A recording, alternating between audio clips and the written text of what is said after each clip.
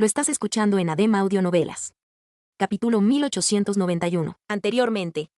En el piso más alto de la antigua ciudadela, Nepis estaba de pie en medio de un jardín floreciente. A su alrededor, ramas pesadas se inclinaban bajo el peso de flores escarlatas, y un dulce aroma impregnaba el aire.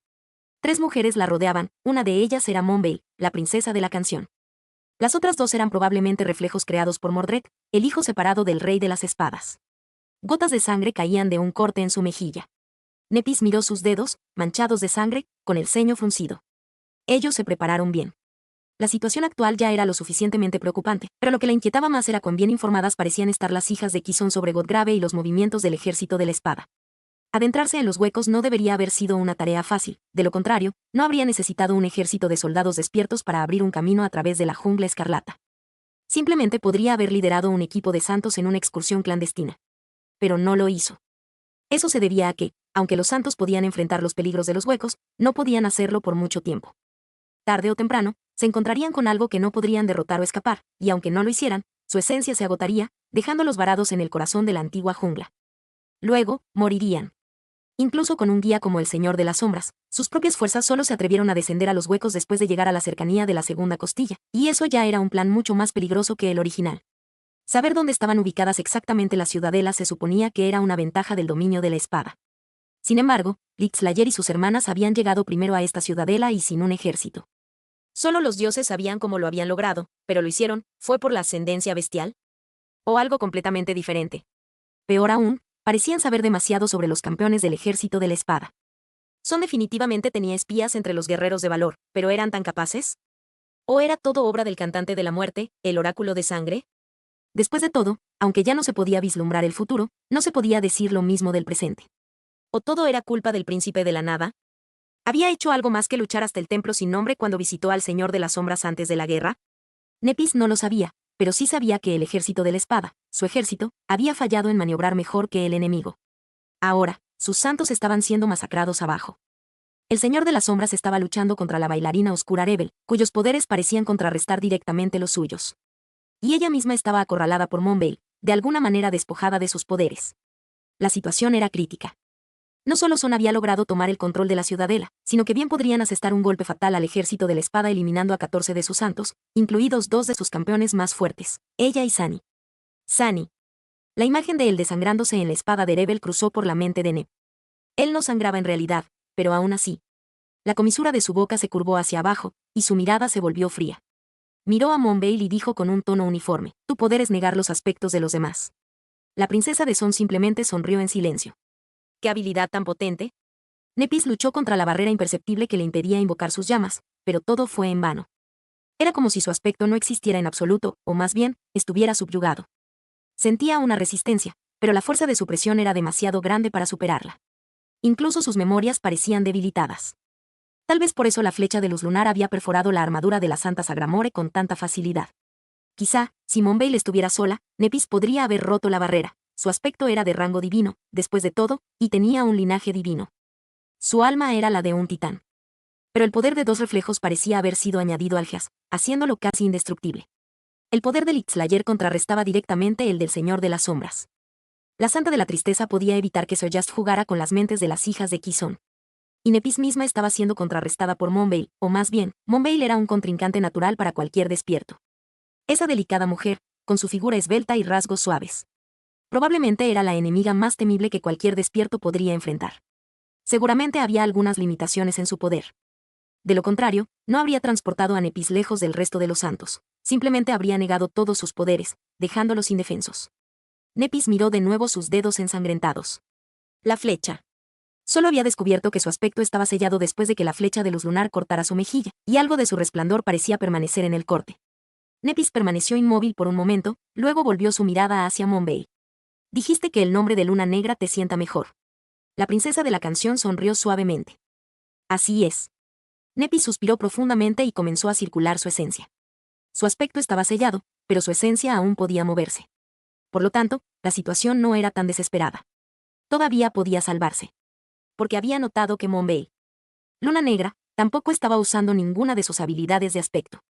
Así que, suprimir los poderes de otra persona debía tener el costo de suprimir los propios.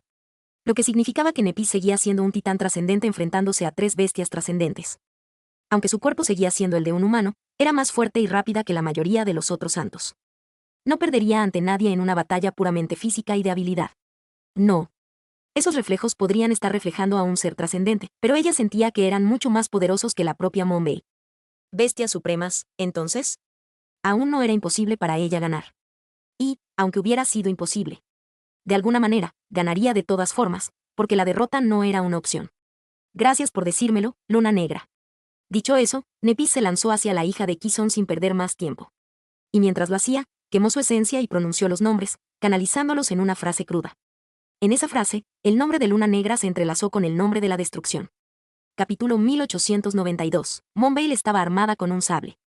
Cuando Nifas atacó, su propia espada, la Kingslayer, cayó sobre la hoja de Monbel como un rayo de plata. Había activado uno de sus encantamientos, infundiendo la sombría hoja con daño elemental, y al mismo tiempo, invocó al sol sin nombre y el testamento de la maldad. El primero otorgaba a la espada espejada la capacidad de dañar almas, mientras que el segundo aumentaba el filo con una cualidad corrosiva, no muy potente, pero acumulativa. Nepis también activó los encantamientos de su armadura, los cuales eran principalmente defensivos, apoyando su cuerpo en el embate. Cuantos más encantamientos usara, más se drenaría su esencia. Pero sin el gasto demandante de su aspecto divino, la esencia era lo único que Nepis tenía a su disposición, por lo que no había razón para tratar de conservarla. Todos sus recuerdos estaban aumentados por la corona del alba, que llevaba desde la orilla olvidada. Y aún así, la fuerza de supresión de Monbel y sus reflejos era tan poderosa que los recuerdos aún parecían débiles e impotentes. Era como si su armadura estuviera hecha de papel y su espada de acero oxidado. La Kingslayer aún se mantenía firme, pero Nepis sentía que tendría que pedir otra armadura a los encantadores del Clan Valor después de la batalla. Lamentablemente, no podían fabricarle un cuerpo nuevo. A pesar de la apariencia delicada de Monbel, era una luchadora habilidosa. Nepis no habría esperado menos de una princesa de Son. Además, su delicado cuerpo parecía poseer una fuerza bestial y feroz. Desvió la Kingslayer con facilidad, cambiando su peso y colocando su sable en un ángulo que canalizaba y disipaba la fuerza del impacto. La expresión de Monbel era tranquila. Sin embargo, cambió en el instante en que las dos hojas se encontraron. Nepis apenas había comenzado a construir la frase, pero ya estaba empezando a moldear el mundo. La hoja del sable se astilló profundamente y casi se rompió, mientras que los huesos de Monbel casi se quebraron. La hija de la reina retrocedió con un siseo ahogado, y miró a su oponente con una expresión atónita. Nepis no tuvo tiempo de disfrutar de su sorpresa. Los dos reflejos ya estaban sobre ella. Un enjambre de chispas giraba alrededor de su brazo. El recuerdo que intentaba invocar solo tardaba unos pocos segundos en manifestarse. Sin embargo, en una batalla como esta, unos segundos podían volverse una eternidad. El mundo explotó en un torbellino de violencia. Nepis era fuerte y rápida, pero luchar contra 3 enemigos era una batalla perdida. Ni Monbel ni los reflejos eran débiles, y tenía la ventaja inestimable de poder atacarla simultáneamente desde todas las direcciones, trabajando juntos para destrozar su cuerpo y acabar con su vida. Todo lo que Nepis tenía era su destreza con la espada, pero eso era lo que mejor conocía. Todo parecía desaparecer en la melodiosa canción del acero. Su mente se limpiaba de pensamientos innecesarios, entrando en un estado de concentración absoluta y trascendental. 1.000.000 de observaciones, conclusiones y cálculos se concebían en su mente al mismo tiempo. Nepis conocía cada músculo, cada tendón, cada hueso, cada nervio. Su esencia fluía y se desataba, mejorando su cuerpo en el momento justo y en la cantidad adecuada. La longitud de su espada, la fuerza de su hoja plateada, las múltiples fuerzas que influían en cada impacto y cómo se resolvían. Los movimientos de sus enemigos y los suyos propios, todo ello era como una danza complicada que seguía una lógica hermosa, y quien comprendiera esa lógica podía marcar el ritmo y el compás de la danza. Por encima de todo había otra capa mucho más laberíntica, la capa de habilidad e intención. Nepis las comprendía bien también. Su perspicacia no era superior a la de Cassie, y Sunny parecía ser igual, pero era suficiente para anticipar lo que haría el enemigo la mayoría de las veces. Así que aguantó. Su espada era como un arroyo fluido de metal plateado, moviéndose tan rápido que casi parecía convertirse en una esfera a su alrededor.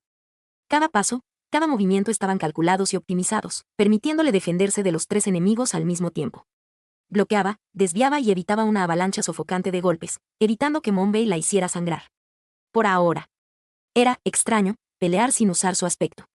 Nepis casi había olvidado lo que era depender solo de su cuerpo entrenado y su habilidad como espadachín. Cierto, recurría a sus poderes tan poco como podía, siempre intentando ganar sin recurrir a su aspecto, pero las circunstancias rara vez lo permitían.